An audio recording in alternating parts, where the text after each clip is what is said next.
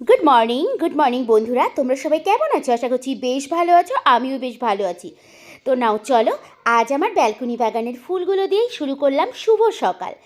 আজ যে ব্লগটা দিচ্ছি সেটা একটা স্পেশাল ব্লগ, আশা করি তোমরা পুরোটাই দেখবে। কোথাও যদি ভালো লেগে থাকে তাহলে একটু লাইক, শেয়ার আর কমেন্ট আর ফলো করে যেতে একদম ভুলো না বন্ধুরা। এতটুকু আশা আমি তোমাদের কাছে করতেই পারি।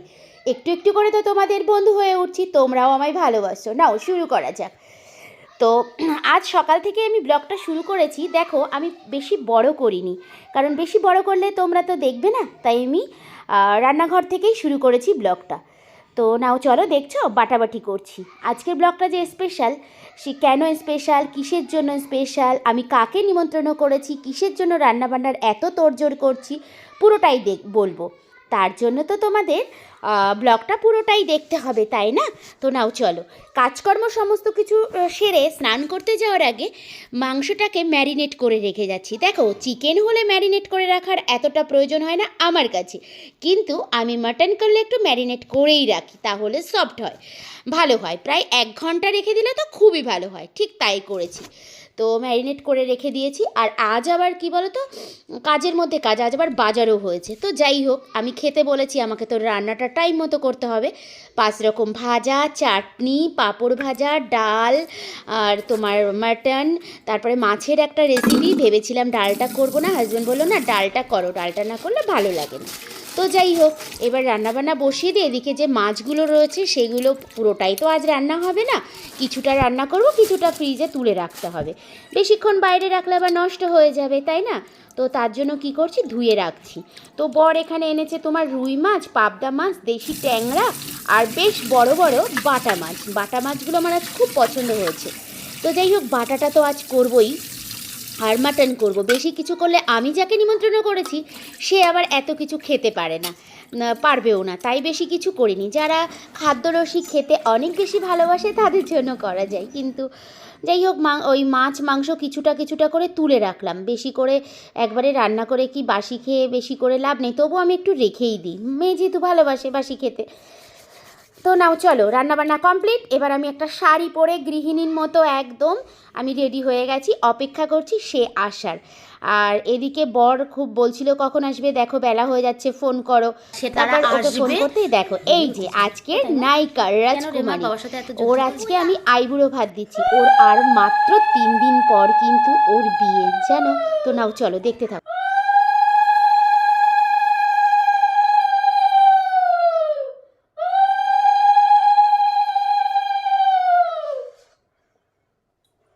ভালো থাকো, সুখে থাকো, ভালো করে গুছিয়ে সংসার করো, শান্তিতে থেকো, এটাই বলার। ঠিক আছে শোনা, হ্যাঁ, আর কোনো ব্যাপার না।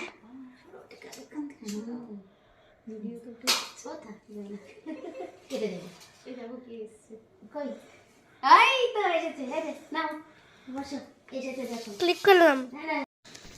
তো বন্ধুরা, আমি কিন্তু জীবনে প্রথম আইবুড়ো ভাত কাউকে খাওয়ালাম, সেইভাবে জানি না বা কাউকে কোনো দিন করিনি, কারোর কাছে শুনিও নি। নিজের মনের মতো করে আমি ওকে খাওয়ালাম। ধান দুব্বো প্রদীপের শিখা দেখে ওকে আশীর্বাদ করলাম, প্রাণ খুঁড়ে আশীর্বাদ করলাম। ও ভালো থাকুক, গুছিয়ে সংসার করুক সবাইকে নিয়ে, ও ভালো থাকুক, শ্বশুরবাড়ি ও নতুন জীবন যেন ভালো হয়। তোমরাও আশীর্বাদ করো। চলো দেখতে থাকো। শুরু করেছে, দেখে যাই হোক, দেখলে তো আমার মেয়ের কত হাসি। ও রাধাকে খুব ভালোবাসে, ও রাধাকে ভালোবাসে। অ্যাকচুয়ালি ওর নাম রাধা নয়, ওর নাম পূর্ণিমা। আমার মেয়েই ছোটোবেলায় ওকে রাধা বলে ডাকে, সেই যে রাধা বলে সেই রাধা নামেই এখন ও আছে। আর অ্যাকচুয়ালি ও কী বলো তো, এই মানে অ্যাকচুয়ালি ওদের জমির উপরেই ফ্ল্যাট, মানে আমি যেখানে থাকি ওরাও ফ্ল্যাটে এখন থাকে, আমরাও থাকি, মানে ওদেরই জমি, ওরা ল্যান্ডলর্ড। যাই হোক, এখানে ওর সাথেই আমার সম্পর্কটা একটু ভালো। তো ও আমার সঙ্গে থাকে, আমি ওর সঙ্গে থাকি, এইভাবেই চলছে।